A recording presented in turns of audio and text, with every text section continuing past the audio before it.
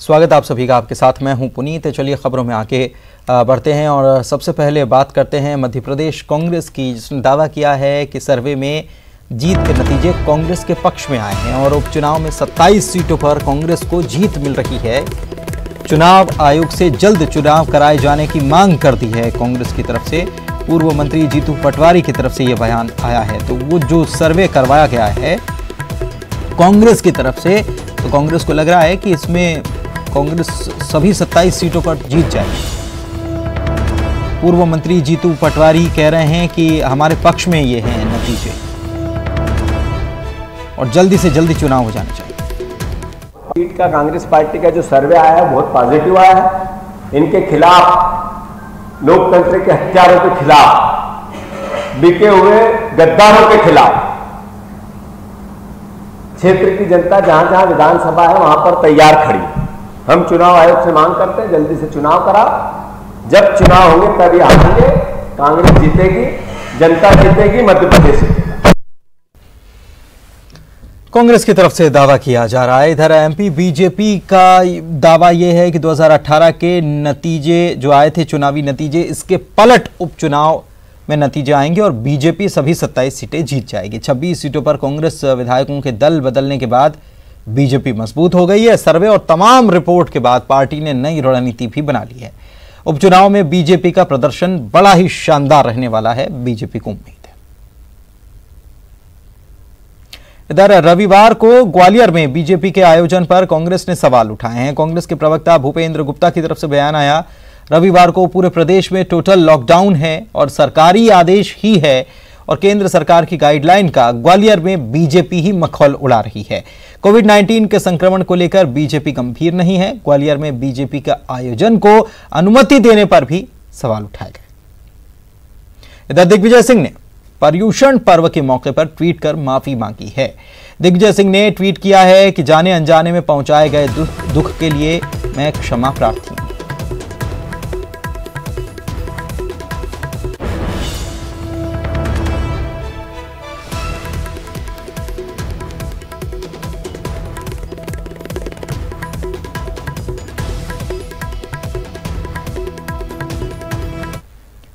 उज्जैन से बड़ी खबर आपको बता रहे हैं। महाकाल मंदिर क्षरण के मामले में मंदिर समिति की एक बैठक हुई है और 25 अगस्त को सुप्रीम कोर्ट में जवाब पेश किया जाएगा समिति की तरफ से। अब मंदिर समिति ही पंचामृत बेचेगी, मंदिर के अंदर ही इसका स्टॉल लगेगा, दूध घी की मात्रा भी इसमें तय होगी।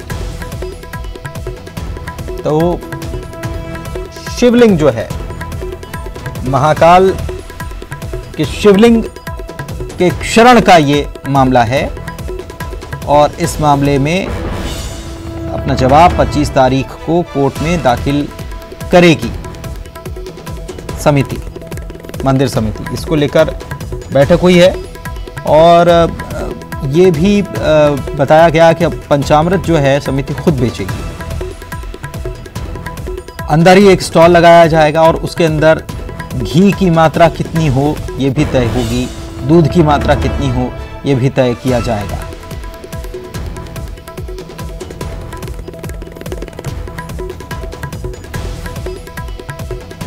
इसके पहले काफी सारे कदम उठाए गए हैं। अभिषेक के लिए भी जो जल महाकाल पर चढ़ाया जाता है वो भी एक पात्र में पहले इकट्ठा किया जाता है, उसके बाद वो फिल्टर होने के बाद ही वो महाकाल पर उसका अभिषेक होता है, उसी से अभिषेक किया जाता है। तो ये तमाम तरीके से प्रयास जो चल रहे हैं वो तो हैं ही। इसके अलावा मंदिर समिति ही पंचामृत भी बेचेगी। फैसला भी ये लिया गया है कि स्टॉल इसके लिए लगाया जाएगा। घी की मात्रा पंचामृत में कितनी हो, दूध की मात्रा पंचामृत में कितनी हो, ये भी एक तय किया जाएगा। 25 तारीख को सुप्रीम कोर्ट में जवाब भी देना है, तो सुप्रीम कोर्ट में भी जवाब दाखिल किया जाएगा, जवाब पेश किया जाएगा समिति की तरफ से। कोरोना की बात अब कर लेते हैं। इंदौर में कोरोना का कहर जारी है और अगस्त में 14वीं बार एक दिन में 250 से ज्यादा नए मरीज मिले हैं। पिछले 24 घंटे में 194 नए पॉजिटिव मरीज सामने आए हैं और इसी के साथ 161 कुल संक्रमित मरीजों की संख्या पहुंच गई है। एक्टिव मरीजों की संख्या 3145 हो चुकी है। मेडिकल बुलेटिन में 4 और मौत की पुष्टि हुई है और अब तक 360 मौतें हो चुकी हैं।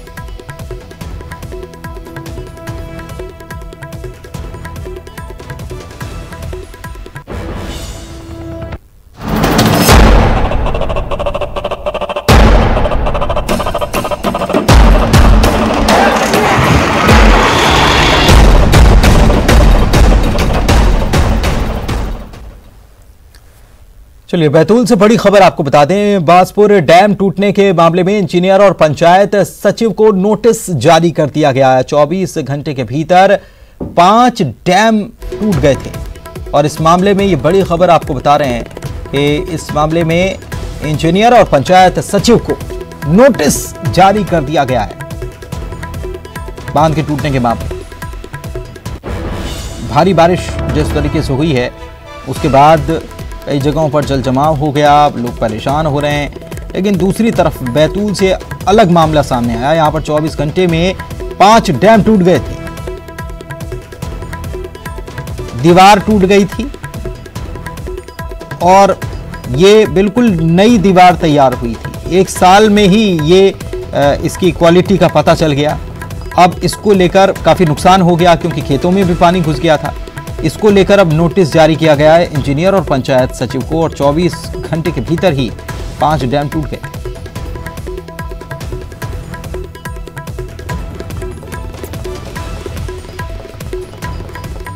ऋषु हमारे सहयोगी हमारे साथ जुड़े हुए हैं। ऋषु, नोटिस जारी किया गया है इंजीनियर और पंचायत सचिव से, आखिर क्या वजह रही कि जो ये डैम टूट गए 24 घंटे के भीतर ही? जी देखिए पुनीत, इस मामले में अभी नोटिस जारी किए गए हैं। घोड़ा डोंगरी के जो जनपद सीओ हैं उन्होंने आरईएस विभाग के इंजीनियर को और पंचायत सचिव को नोटिस जारी किए हैं। 24 घंटे के दौरान 5 डैम क्षतिग्रस्त हुए, जिसमें सबसे बड़ा जो डैम है वो बासपुर डैम था, जो तकरीबन 50 लाख की लागत से बना था। सबसे बड़ी जो वजह रही है इन डैम के क्षतिग्रस्त होने पर वो है भ्रष्टाचार। एक सबसे बड़ी वजह सामने आई है। डैम का जो निर्माण किया गया है वो बहुत ही घटिया स्तर का किया गया है। कोई भी मॉनिटरिंग नहीं की गई। पंचायत सचिव, सरपंच से लेकर के जो इंजीनियर थे उन सबकी मिली भगत से सरकारी बजट की बंदरबांट की गई। डैमों का घटिया निर्माण किया गया। इसके कारण ये पहली बारिश में ही क्षतिग्रस्त हो गए। 5 बांध क्षतिग्रस्त हुए हैं, जिनकी तकरीबन अगर कुल लागत देखें तो 1 करोड़ के आसपास ये आते हैं, छोटे बड़े बांध मिला करके। अभी इन्हें केवल नोटिस दे करके मामले की इतिश्री कर ली गई है, जबकि इसमें काफी सख्त कार्रवाई होनी थी। जो पूर्व विधायक है घोड़ा डोंगरी के रामजी लालुई के, उन्होंने भी मांग की है कि इसमें जो दोषी इंजीनियर्स हैं, पंचायत सचिव हैं, उन्हें या तो नौकरी से बर्खास्त किया जाए या उनके खिलाफ FIR तक करने की मांग उन्होंने की है। लेकिन ऐसा कोई एक्शन न लेके जनपद पंचायत सीओ ने केवल नोटिस जारी किए हैं। तो जाहिर है कहीं ना कहीं पूरा का पूरा सिस्टम इस बंदरबाट में, भ्रष्टाचार में शामिल हो सकता है। कई लोग इस पर सवाल उठा रहे हैं, स्थानीय जनप्रतिनिधि भी सवाल उठा रहे हैं, लेकिन कोई सख्त एक्शन अब तक इसमें नहीं लिया गया है। केवल नोटिस जारी करके जवाब तलबी की जा रही है इस मामले में। तो खाना पूर्ति नोटिस जारी करके की जा रही। शुक्रिया आपका इस जानकारी के लिए ऋषु।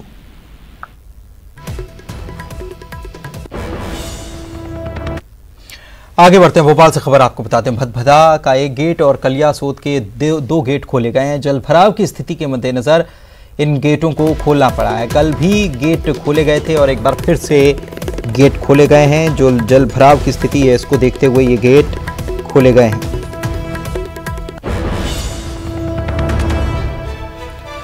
तो तस्वीरें आपको दिखा रहे हैं। भदभदा का एक गेट खोला गया है। भदभदा डैम का कलियासोत के 2 गेट जो हैं उनको खोल दिया गया है। कल भी गेट खोले गए थे और कल जिस तरीके से हर तरफ पानी पानी नजर आ रहा था उसके बाद गेट खोले गए थे और आज एक बार फिर से ये गेट खोले गए हैं। भदभदा का एक गेट हालांकि खोला गया है अभी और कलियासोत के 2 गेट खोले गए हैं।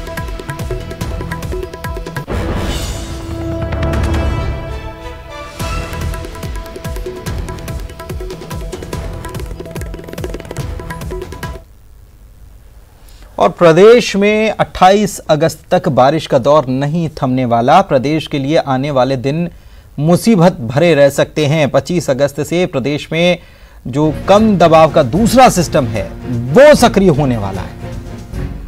और कम दबाव के सिस्टम की वजह से 25 से लेकर 28 अगस्त तक बारिश होती रहेगी। बंगाल की खाड़ी में कम दबाव का दूसरा सिस्टम बन रहा है। मौजूदा सिस्टम जो है वो भी सक्रिय है और हालांकि उसकी सक्रियता से राजस्थान की सीमा से लगे जो जिले हैं जैसे मंदसौर, वहां पर भी भारी बारिश हो रही है। मौजूदा सिस्टम के मुकाबले दूसरे सिस्टम को मौसम विभाग ने थोड़ा कमजोर बताया है। न्यूज़ 18 को मौसम वैज्ञानिक, वरिष्ठ मौसम वैज्ञानिक अजय शुक्ल ने ये जानकारी दी। प्रदेश के कई जिलों में लगातार बारिश का दौर जारी है। राजधानी भोपाल में भी बारिश हो रही है, लेकिन इस बारिश में थोड़ी गति में धीमापन आया है और रुक रुक के बारिश हो रही है। हालांकि मौसम विभाग के द्वारा लगातार अलर्ट भी जारी किए गए हैं। हमारे साथ शुक्ला जी मौजूद हैं जो कि वरिष्ठ मौसम वैज्ञानिक हैं। सर, किस तरीके से स्थिति अब आने वाले समय में मौसम को लेकर बन रही है? देखिए, अभी तो बहुत इम्प्रूवमेंट हो गया है और सिस्टम जो है उत्तर पश्चिमी दिशा, उत्तर पश्चिम मध्य प्रदेश में जो था वो राजस्थान की ओर जा रहा है। इसलिए अब मध्य प्रदेश में वर्षा की गतिविधि कम हो गई है, लेकिन तो भी आज हमारा अनुमान है कि राजस्थान और गुजरात से लगे जो इलाके हैं, विशेषकर जिसमें आपका रतलाम, नीमच, मंदसौर और वैसे ही अलीराजपुर, झाबुआ, इन इलाकों में वर्षा होगी और एक दो स्थानों पर भारी वर्षा की भी संभावना है। बाकी मध्य प्रदेश के बाकी हिस्सों की जहाँ तक बात है, तो जैसे मैंने आपको बताया वर्षा की गतिविधियों में कमी आ गई है, लेकिन आज जो है कल से 24 तारीख से एक कम दबाव का क्षेत्र बंगाल की खाड़ी में बन रहा है। उसके कारण एक दो दिन बाद मतलब 24-25 तारीख के आसपास फिर से मध्य प्रदेश में वर्षा होगी, लेकिन ये गतिविधि अभी जो वर्षा की होगी वो उतनी तेज नहीं रहेगी जैसी अभी थी। तो 25 तारीख के आसपास पूर्वी मध्य प्रदेश में वर्षा होने की संभावना है। 25 तारीख के आसपास ये बारिश होगी, जो कम दबाव का सिस्टम जैसे बता रहे हैं अब बनेगा। वो सिस्टम क्या जो अभी का जो सिस्टम राजस्थान की तरफ गया है, हालांकि अभी 5 जिले और हैं जहाँ पर अति बारिश की आप लोगों ने चेतावनी दी है, उस तरीके का सिस्टम है या फिर एक दो दिन बारिश, रिमझिम बारिश टाइप से होकर निकल जाएगा? नहीं, अभी तक जो संकेत हैं उसके हिसाब से ऐसा इतना बड़ा सिस्टम इतना मजबूत नहीं है। लेकिन अब चूँकि कम दबाव का क्षेत्र है और आर्द्रता जो है इसमें प्रदेश में पहले से ही है, तो उससे इनकार नहीं किया जा सकता। कई जगह जो अच्छी वर्षा होगी, लेकिन इस प्रकार अभी जो सिस्टम जो गई है या जो सिस्टम बारिश हो रही है उस प्रकार की बारिश की संभावना है। कब तक बना रहेगा वो सिस्टम, कोई अनुमान लगा है सर अभी तक? 25 तारीख के बाद 2 दिन 4 दिन? 25 तारीख के बाद कम से कम 3 दिन तो, या 24 को जैसे बनेगा तो 25 से 25, 26, 27 तक प्रदेश में अच्छी वर्षा की संभावना है। बिल्कुल, मौसम विभाग ने पहले अनुमान दे दिया। यही कारण है कि जिस तरीके का अनुमान और आकलन मौसम विभाग के द्वारा लगाया गया था, उसके बाद सरकार भी अलर्ट पर आ गई है और लगातार जो प्रशासन की तरफ से वो तमाम इंतजाम हर उस क्षेत्र में किए जा रहे हैं, हर उस जिले में किए जा रहे हैं जहां पर भारी बारिश की चेतावनी है।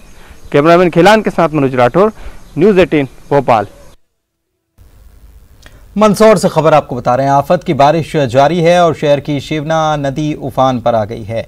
हालांकि यहां पर इस सीजन की पहली अच्छी बारिश हो रही है, तो लोगों को इस बारिश का इंतजार भी था और अभी तक यहां पर पानी की बड़ी किल्लत शुरू हो गई थी। लोग परेशान हो रहे थे पानी के लिए, 2 दिन छोड़कर पानी की सप्लाई होने लग गई थी और पिछले साल तक अच्छी बारिश यहां पर हो गई थी। इस वक्त तक तो लोगों को इंतजार था, तो उनके लिए एक ये बारिश जो है अच्छा संदेश लेकर आई है। छोटी पुलिया के ऊपर से पानी बहने लग गया है, पुलिया के 5 फीट ऊपर से पानी बह रहा है और पशुपतिनाथ मंदिर का पुराना रास्ता भी बंद हो गया है। प्रशासन ने हालांकि अलर्ट जारी कर दिया है। किसी भी पुराने जो पिछले साल जो हालात बने थे उसके मद्देनज़र ये अलर्ट पहले से जारी कर दिया गया है। पिछले 16 घंटे से यहाँ बारिश लगातार चल रही है, लेकिन अभी भी शिवना नदी जो शिवलिंग जो है वहाँ पर उसका अभिषेक करती है। अमूमन जब ऐसे बाढ़ जैसे हालात बनते हैं या नदी उफान पर होती है, ऐसी स्थिति अभी नहीं बनी है। रुक रहे हैं ब्रेक के लिए। श्योपुर में मूसलाधार बारिश जारी है और इसकी वजह से पार्वती नदी यहां पर उफान पर आ गई है। पार्वती नदी पर जो पुल बना है इसके ऊपर से भी पानी बहना शुरू हो गया है। हालांकि ये पुल भी, इसके बारे में भी काफ़ी शिकायतें हैं कि ये जिस लेवल पे बनना चाहिए उससे काफ़ी नीचे है। इसको मांग भी की जाती है कि हर बार यही स्थिति बन जाती है। राजस्थान से श्योपुर का इसकी वजह से संपर्क टूट गया क्योंकि ऊपर से पानी बह रहा है। इसे ऊंचा करने की मांग भी की जा रही है।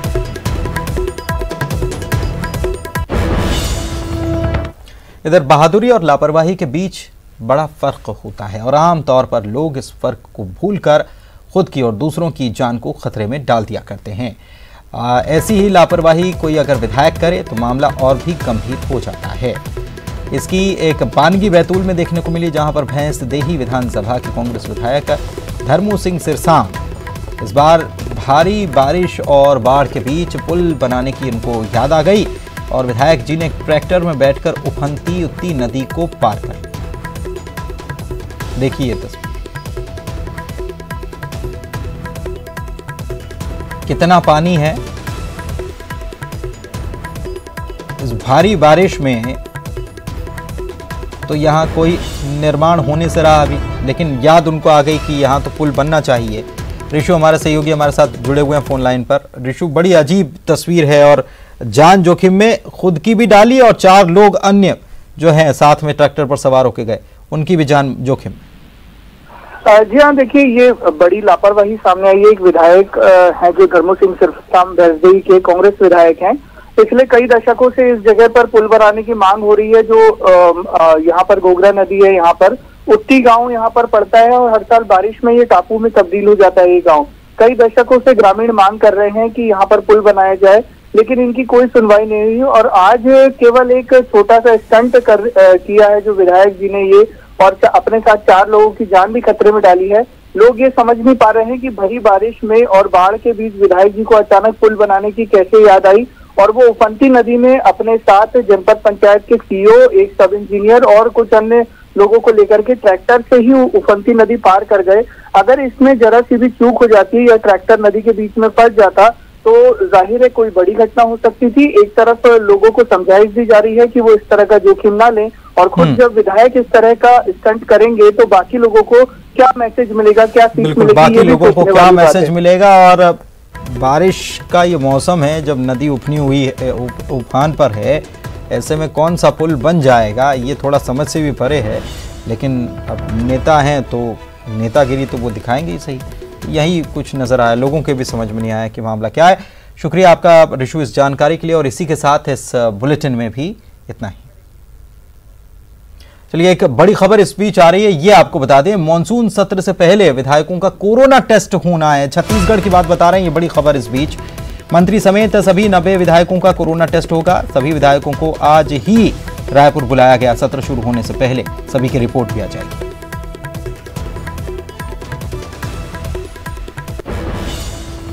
और एक और खबर आपको बताते चलें, प्रधानमंत्री नरेंद्र मोदी ने मुख्यमंत्री भूपेश बघेल का जन्मदिन है तो उन्हें बधाई दी है। ट्वीट किया है, मुख्यमंत्री भूपेश बघेल को शुभकामनाएं दी हैं। दीर्घायु स्वस्थ रहने की कामना प्रधानमंत्री ने की है।